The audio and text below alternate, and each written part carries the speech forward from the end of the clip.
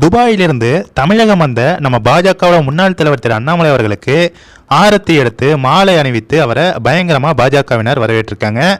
முக்கியமாக அண்ணாமலை அவர்கள் நம்ம தமிழ்நாட்டிற்கு வந்து அவர் செய்த முதல் வேலை என்ன அப்படின்னு பார்த்தீங்கன்னா, நம்மளுடைய திரு இல கணேசன் அவர்களுக்கு அவருடைய இல்லத்திற்கு சென்று அவருடைய திருவுருவ புகைப்படத்துக்கு மலரஞ்சலி செலுத்தியிருக்காரு. முக்கியமாக இதை பற்றி அண்ணாமலை அவர்கள் அவருடைய ட்விட்டர் பக்கத்தில் என்ன போட்டிருக்காருன்னா, இன்று காலை ஐயா திரு இல கணேசன் அவர்களுடைய இல்லத்திற்கு சென்று அவரது திருவுருவ புகைப்படத்துக்கு மலரஞ்சலி செலுத்தி வணங்கினோம்.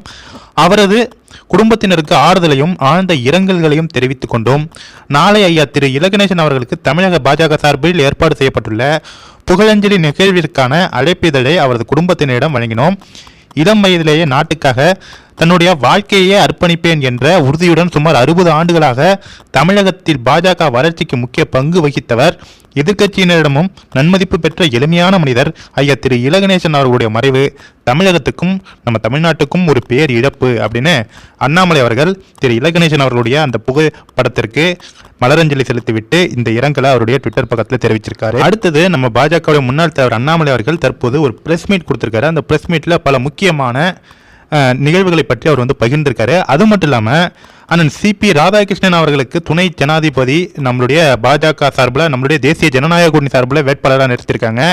இதற்கு அனைத்து கட்சிகளும் முக்கியமாக திமுக தமிழர் என்று பேசக்கூடிய திமுக வந்து ஆதரவு தெரிவிக்க வேண்டும் அப்படின்னு அண்ணாமலை அவர்கள் வந்து சொல்லியிருக்காரு. ஆனால் அவங்க இந்தியா கூட்டணிக்கு ஆதரவு தெரிவித்ததுனால அந்த இந்தியா கூட்டணி மற்றும் திமுகவை கடுமையாகவே விமர்சனம் பண்ணியிருக்காரு திரு அண்ணாமலை அவர்கள்.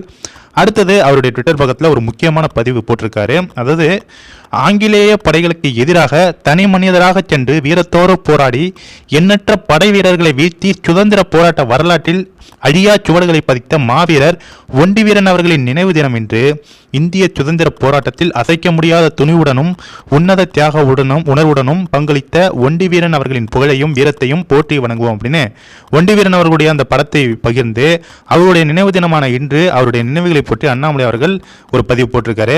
கண்டிப்பாக பாஜகவுடைய முன்னாள் தலைவர் திரு அண்ணாமலை அவர்கள் தற்போது தமிழகத்திற்கு மீண்டும் வந்து பல அரசியல் நிகழ்ச்சிகளை பங்கேற்றுக் கொண்டிருக்கிறாரு. பல அரசியல் சார்ந்த கருத்துக்களை தெரிவிச்சிட்டு இருக்காரு.